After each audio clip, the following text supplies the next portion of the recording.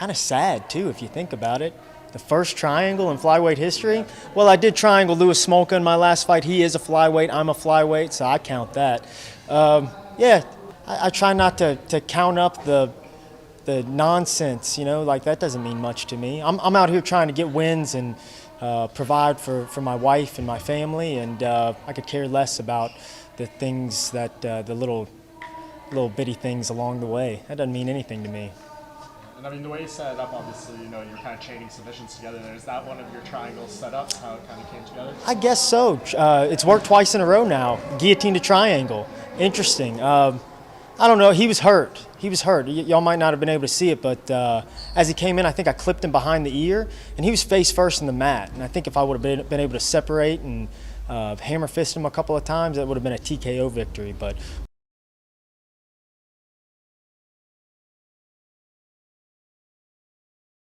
and I'm gonna keep on doing my thing. I'm happy to be here. It was scary there for a while for a lot of us flyweights, and I'm a survivor of the flyweight purge, and I'm happy to be here. And I've said it for a long time, and I truly believe it. I'm one of the best in the world. You put me in there with anybody, and I'm gonna scrap. What was your mindset when you were seeing that all these flyweights were getting cut, and there wasn't really any resolution or any news about it? What's going on through your mind? I was afraid. I was afraid that I was going to be a casualty, and fortunately, I survived. And I think I kind of kept quiet and kept to myself and didn't rock the boat and make a lot of noise, and it kept me afloat. And here we are, and hopefully they're bringing this division back, and I can be a big part of it. It seems like they are. Do you feel that way? Do you feel like the flyweight division's in the clear now? Yeah, we'll see. Only time will tell. I think they need to sign more guys. I think this division needs an influx of young talent. There's guys out there who are very good that are on the out. Ortiz back, man, that dude deserves it. And I just want to see this division flourish, and I'd like to reign supreme at the top. I think I'm a perennial guy. I've been in this sport for a long time. I think this is my 33rd fight, something like that, and I feel good. I'm getting comfortable, and yeah. Made kind of a big announcement afterwards, pending fatherhood. Congratulations. How much of an added motivator was that tonight? It's just in the back of my mind. All I could think about on my walk was my wife, and interesting place. Everything I have, I've worked for, and I built this life with my two hands. And I tell people all the time, I don't come from much. I never excelled at anything. Rode the bench my entire athletic career. I barely graduated at the bottom of my class in the state of Louisiana, which some people don't even, I think it's ranked number 48 in education, and graduated at the bottom of my class. Never had many prospects to do much, and here I am making a life for myself. Standout moments, was that sort of, in the back of your mind as well tonight?